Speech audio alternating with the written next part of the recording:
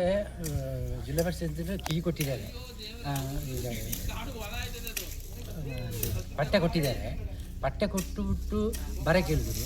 ಪಂಚಾಯತಿ ಆಫೀಸಿಂದ ಕೀ ಕೊಟ್ಟ ಮೇಲೆ ಇದು ಕರೆಂಟ್ ಮಾಡುವುದು ಅಂತ ನಾನು ಕೇಳುವಾಗ ಅದು ಏನು ಸಂಬಂಧ ಇಲ್ಲ, ನೀವೇ ಕೂರಿಸಬೇಕು ಅಂತ ಹೇಳಿದ್ರು. ಮತ್ತು ನೀರು ನಾವು ಮಾಡಿಕೊಡ್ತೀವಿ, ಮತ್ತು ಕ್ಲೀನ್ 2,00,000 ರೂಪಾಯಿ ಖರ್ಚಿದ್ರೆ ನೀವೇ ಮಾಡಿಕೊಳ್ಬೇಕು, ಚೇಂಬರ್ಗೂ ಮನೆ ಎಲ್ಲ ಕ್ಲೀನ್ ನೀವೇ ಮಾಡಿಕೊಳ್ಬೇಕು, ನಾವು ಮಾಡಿಕೊಡೋಕ್ಕಿಲ್ಲ ಅಂತ ಹೇಳಿದ್ರು. ಅದು ಸರಿ ಹಾಕಿಲ್ಲ. ಮತ್ತು ಅವ್ರಿಗೆಲ್ಲ ಕರೆಂಟ್ ಮಾಡಿಕೊಟ್ಟಿರಲ್ಲ, ನಮಗೆ ಯಾಕೆ ಮಾಡಿಕೊಡೋಕ್ಕಿಲ್ಲ ಅಂತ ಕೇಳಿದಾಗ ಅವರು ಅದು ಅಲ್ಲಿಂದ DC ಆಫೀಸಿಂದ ದುಡ್ಡು ಬರ್ತಿಲ್ಲ, ಅದಕ್ಕೆ ನಾವು ಮಾಡ್ತಿಲ್ಲ, ನಾವು ಕ್ಲೀನ್ ಮಾಡಿ ಕೊಡೋಕ್ಕಿಲ್ಲ, ನೀರು ಮಾತ್ರ ಕೊಡ್ತೀವಿ, ಬಂದ ಮೇಲೆ ಕರೆಂಟು ಕೊಡೋಕ್ಕೆ ಆಗ್ತಿಲ್ಲ ಅಂತ ಹೇಳಿದ್ರು. ಅವರು ನೀವು ಕೇಳಿ ತೊಂದರೆ ಇಲ್ಲ ಅಂತ ಹೇಳಿದ್ರು. ಆಗ ನಾನು ಹೋಗಬೇಕು ಅಂತ ಸೋಮವಾರ ಧ್ಯಾನ ಮಾಡ್ಕೊಂಡಿದ್ದೀನಿ, ಅವ್ರಿಗೆ ಹೋಗಿ ಕೇಳ್ತೀನಿ. ಈಗ ಇಲ್ಲಿ ಎಲ್ಲ ಮನೆಯವ್ರು ಕೀ ತಗೊಂಡಿದ್ದಾರೆ, ಈಗ ಎಲ್ಲ ಮನೆ ತಗೊಂಡಿದೆ ಅಂತ ಹೇಳಿದ್ದಾರೆ, ನಾವು ನೋಡಿಲ್ಲ.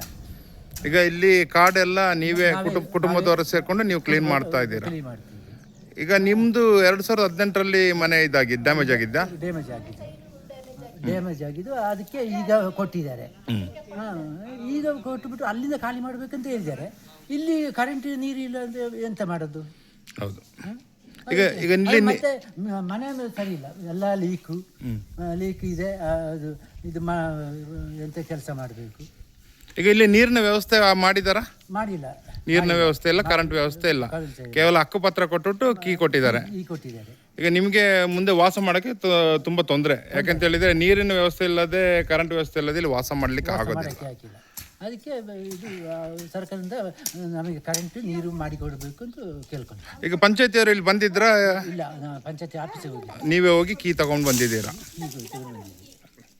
ಕೆಲಸ ಮಾಡಿ.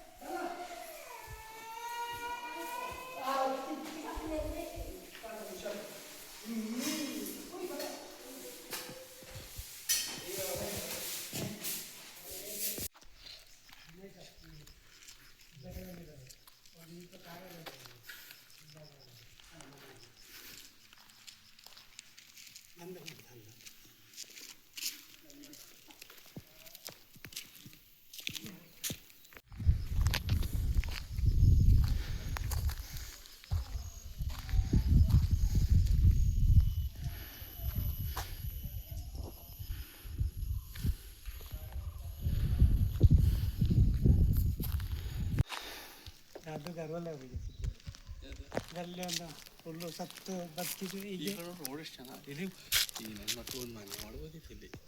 ಅಲ್ಲಿ 1 2 3 4